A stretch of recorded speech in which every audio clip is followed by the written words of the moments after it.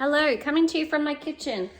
Now, if you have built with Metricon and you have a TEKA, however you say it, induction cooktop, a glass one like this, just letting you know how you unlock it, because I have spent hours on the phone and trying to fix this thing and the customer service team weren't very helpful. Anyway, finally figured it out. So if your cooktop has that button there with a light on top, red light, means it's locked. You wouldn't think it was that hard to unlock it, but trust me, it is.